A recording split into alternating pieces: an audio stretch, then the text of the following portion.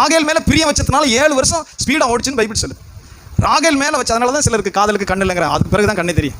காதலுக்கு கண்ணில் ஏன்னு சொல்கிறேன், விழுந்த பிறகு தான் அப்புறம் கண்ணு தெரியும். என்னடா இப்படிலாம் இருக்குது, அதுக்கு முன்னாடி தெரியாது. பாசிட்டிவாக தெரியும், நெகட்டிவாக தெரியாது. காதலிக்கிறவங்களுக்கு பார்த்தீங்கன்னா தூக்கமே வராது. அப்படியே பாசிட்டிவாக தெரியும். பாசிட்டிவ்னா என்ன சொல்கிறது, நேர்மறை ஆசீர்வாதமாக தெரியும், சிறப்பாக தெரியும். நெகட்டிவே தெரியாது. சொல்லுங்காமே. அப்புறம் கல்யாணம் பிறகு வந்து மூக்கில் குத்தும் போது தான் தெரியும், ஆகா இப்படி மூக்கில் குத்துறவனா இருக்கானே, அவ்வளோ கொடூரம்னா தெரியாது. முதல்ல கொடூரமாக இருக்கான்னு தெரியவே தெரியாது.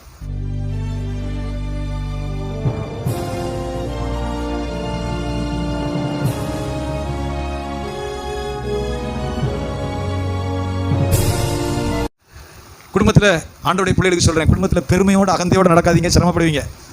குடும்பத்தில் பெருமையோடு அகந்தையோடு நடக்கிற எல்லாரும் சிரமப்படுவீங்க, சிரமப்படுவார்கள். சொல்லுங்க ஆமே. சிலர் ஆண்டவர் கொஞ்சம் அழகாக வச்சிருப்பார், கொஞ்சம் எலுமிச்சம்பழம் கலராக வச்சிருப்பார்.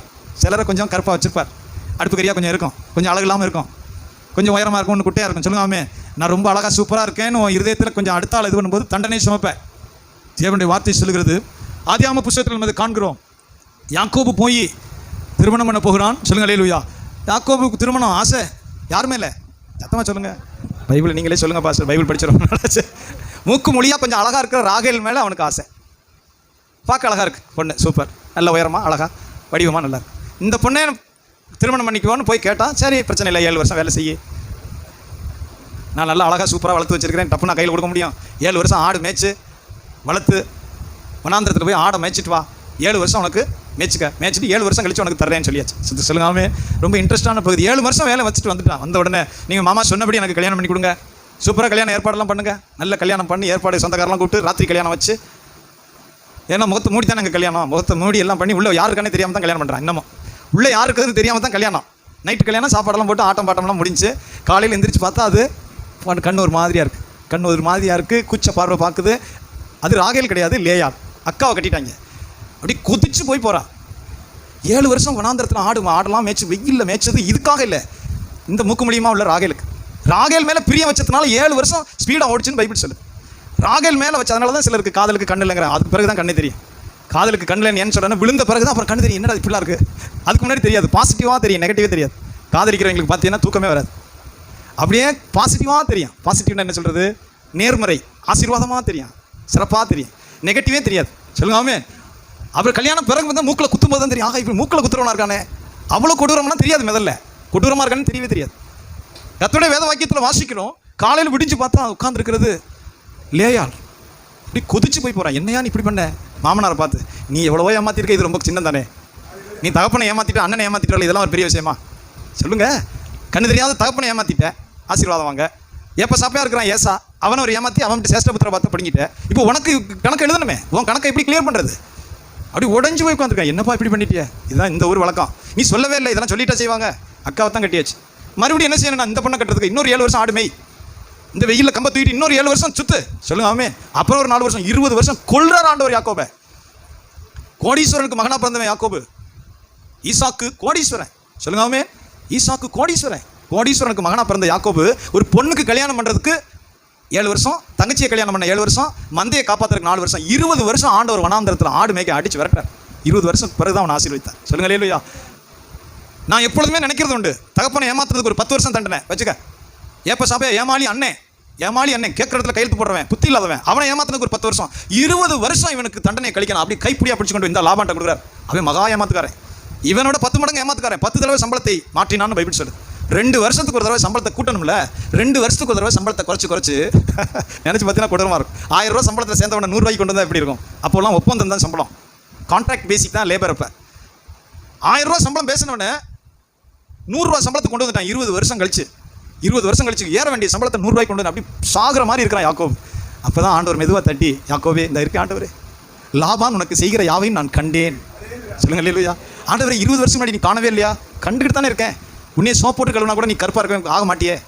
அந்த புல்லாத இருதயம், கபடம், கள்ளம், யாரை திருடுவோம், யாரை ஏமாற்றுவோம், யாரை எப்படி பண்ணுவாங்கிறத மாற முடியல. உன்னை இங்கே தானே செங்க காலவாயில் வச்சு தானே சுடணும். அதனால தான் லாபான்ட்ட கொண்டு வந்து உன்னை தள்ளிட்டேன். 20 வருஷம். சொல்லுங்காமே. ஏன் இதில் முக்கியமான ஒரு குறிப்பு இருக்குது. ஒரு தப்பும் செய்யாத லேயாள் மாட்டிக்கிட்டான். ஒரு தப்புமே செய்யலை. தகப்பன் பேச்சை கேட்டு அக்காவை தான் முதல்ல கட்டணும் கட்டியாச்சு. சொல்லுங்க அல்லேலூயா. பைபிளில் ஒரு அருமையான குறிப்பு இருக்கிறது. லேயாளை அற்பமாய் லேயாள் எண்ணப்பட்டாள் என்று கர்த்தர் கண்டு. சொல்லுங்காமே. லேயாள் என்ன பண்ணப்பட்டாலாம்? உங்கள் ரொம்ப முக்கியமாக, மிக முக்கியம். அது நிறைய தண்டனைகளுக்கு காரணமாக கொஞ்சம் அழகாக இருக்கும், வாட்ட சாட்டமாக இருக்கும், கொஞ்சம் அப்படி இருக்கும் இப்படி இருக்கும், நம்மகிட்ட கொஞ்சம் வசதி இருக்குது, சொல்லுங்க அல்லேலூயா. நம்ம படிச்சிருக்கோம், நம்ம ஹீல்ஸ் போட்டிருக்கோம், அதெல்லாம் போட்டுங்க. அந்த இருதயத்தில் அது ரொம்ப மேலே வந்துடக்கூடாது, கொப்பளிச்சு மேலே வந்துடக்கூடாது. லேயாள் அற்பமா எண்ணப்பட்டாள் என்று கர்த்தர் கண்டு, சொல்லுங்க ஆமென், அவள் கற்பம் தரிக்கும்படி செய்தார். இவன் இங்கேயே ஓடுறான், ராகேல் வீட்டுக்கே ஓடுறான்னு லாக் பண்ணி குழந்தை பெறாதபடி செய்தார். வேலை முடிஞ்சு வச்சு. ஏன்னா தராசுடைய முள்ளு அங்கே அவர்கிட்ட இருக்கு, அது நமக்கு தெரிஞ்சிருக்கணும். தராசை தூக்கி பிடிக்கிற முள்ளு இங்கே வச்சிருக்கிறார், சொல்லுங்க ஆமென். இப்போ லேயாளுக்கு வரிசையாக குழந்தை பிறகுது, 4 குழந்தை. ராகேல் ரொம்ப மூக்குமொழி அழகு சூப்பர், அங்கே லாக் பண்ணிட்டார், குழந்தையே பிறக்கல. இவன் 2 கட்டான அழைகிறான், அழகு காண்டி இங்கே ஓடினா அந்த அம்மா எனக்கு குழந்தை கூட இல்லையா நான் சாகுறேங்குது. இந்த லேயாலாம் இப்போ எனக்கு ஒரு பிள்ளை பிறந்துட்டாரு, இந்த பிள்ளை நிமித்தம் என் வீட்டுக்கு அவர் வருவாருங்க. கையில் இன்ட்ரெஸ்ட்டாக தியானித்துப்பார். இப்பொழுது என்னை சிநேகிப்பார் என்று சொல்லி ஒரு பிள்ளைக்கு பேர் வைக்கிறார், சொல்லுங்காமே. இப்போ என் புருஷன் என் மேலே சிநேகமாக இருப்பார் அப்படின்னு வருஷம் ஆம்பளை பிள்ளை பிறந்து பேர் அங்கே லாக் பண்ணுறாரு. ராகேல் குதிக்கிற அப்படியே, பிள்ளை கூட என்ன சாகவா என்ன சொல்கிறேன், நான் என்னடி பண்ணுவேன், நான் பண்ண பாவத்தை என்ன பண்ணுறது தெரியாமல் 20 வருஷம் சிரமப்பட்டு இருக்கிறேன். அப்படியே ஆண்டவர் கசைக்கு புழிஞ்சிக்கிட்டு இருக்கிறார். என்ன நடக்குதுன்னே எனக்கே தெரியல, சொல்லுங்காமே. தகப்பனை ஏமாற்றி அண்ணனை ஏமாற்றி சூப்பர்மேனா வருவான்னு பார்த்தா நம்மளை ஆண்டவர் பயங்கரமாக பாடுபடுத்திட்டு இருக்கிறார். ஒன்றுமே எனக்கு புரியல, சிரமப்பட்டு இருக்கிறேன். புள்ள கூட இல்லைன்னா நான் சாகுறேன், நீ சொல்கிற ஒன்றுமே நான் தேவனா, சொல்லுங்க அல்லேலூயா. முக்கிய குறிப்பு, லேயாள் அற்பமா என்னென்ன இங்கிட்டு ஆண்டவர் அப்படி திராசை இறக்கிட்டு லேயாளை சாக்கிறார், சொல்லுங்க அல்லேலூயா. ராகேல வசனம் சொல்லுகிறது, ராகேல் துக்கப்பட்டு இப்போ மனம் திரும்புறா. ப்ளீஸ் லிசன் எவ்ரிவன், சொல்லுங்காமே. எவ்வளோ அலட்சியம் பண்ணியிருப்பா, எவ்வளோ வேதனைப்படுத்தியிருப்பா.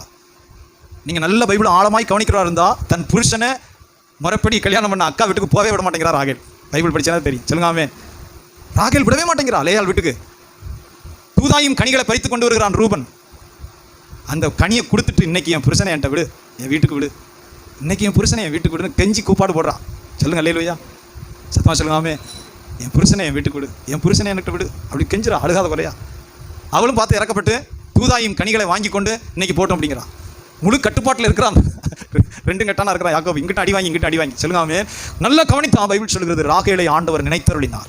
எப்போ தெரியுமா, சொல்லுங்காமே, நீண்ட காலத்துக்கு பிறகு.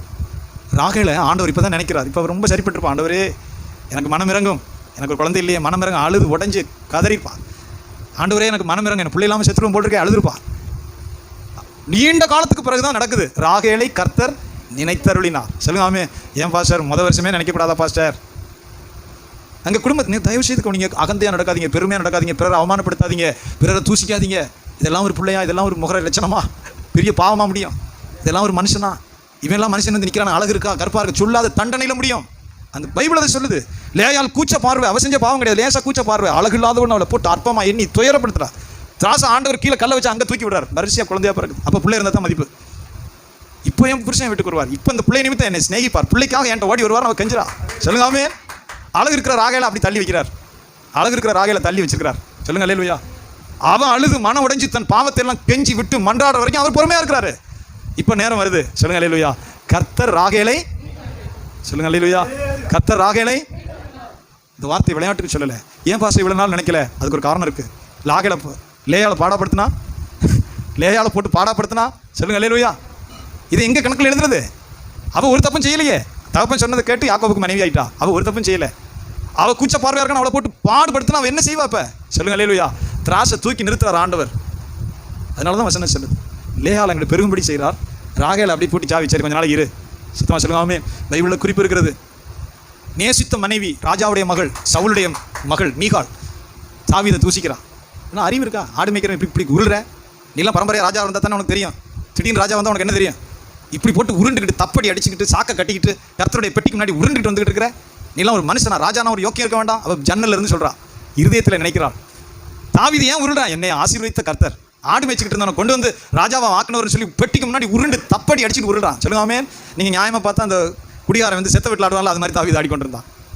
தப்படிக்கிறதுக்கு போது ஆடுவாங்க பார்த்தீங்கன்னா, அவன் கலெக்டர் வந்து ஆடுவார், வேலை வெட்டி இல்லாதவன் குடிச்சுட்டு ஆடிக்கிட்டு இருப்பான், வேலை வெட்டி இல்லாதவங்க 10 பேர் குடிச்சுட்டு ஆடிக்கிட்டு இருப்பான். தாவீது அப்படி தான் ஆடிக்கொண்டு இருந்தான். அவன் என்ன இருதயம், என்னை உயர்த்தினவர் கர்த்தர், கர்த்தருக்கு முன்னாடி நான் அவருக்கு மகிமை செலுத்த அவருக்கு நான் ஆடிக்கிட்டு இருக்கேன் ஆடுறான்.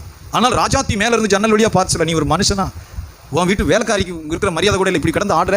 சொல்லுங்காமே. இருதயத்தில் அவமதித்தாள். ப்ளீஸ் லிசன் எவ்ரிவன், சொல்லுங்காமே. இருதயத்தில் அவமதித்தாள் தாவீதை. அவள் மரணம் அடையும் நாள் வரைக்கும் அவருக்கு பிள்ளை இல்லைன்னு வசனம். மரணம் அடைகிற வரைக்கும் பூட்டி சாவி வச்சுட்டார். தாவீதுடைய இருதயம் என்னது? என்னை ஆடு மேய்ச்சவனை கொண்டு ராஜா வாக்கிட்டான், அவன் உருள்றான், கர்த்தருக்கு மகிமை செலுத்துறான். சவுளுடைய குமாரத்தி மீகாள் தாவீதுக்கு மனைவி, பலகனி அரண்மனையில் மேலே நின்று அவள் சொல்றது என்ன? ராஜானா கெத்தோட இருக்கணும்யா. எப்படி இருக்கணும்? அதுதான் விஷயம். ராஜானா கெத்தோடரு. என்ன கர்த்தர் போய் நீ என்ன உருண்டு கிடக்குற? நீ ஒரு மனுஷனா? பார்க்குறாரு ஆண்டவர். இருதயத்தில் அவமதிக்கிறான். கர்த்தருக்கு மகிமை செலுத்துறவன் ஏற்றுறாரு. நான் யாருன்னு தெரியுமா? நீ இரு, போட்டி சாமி வைக்கிறார், மரணமடையும் நாள் வரைக்கும் எனக்கு பிள்ளை இல்லை.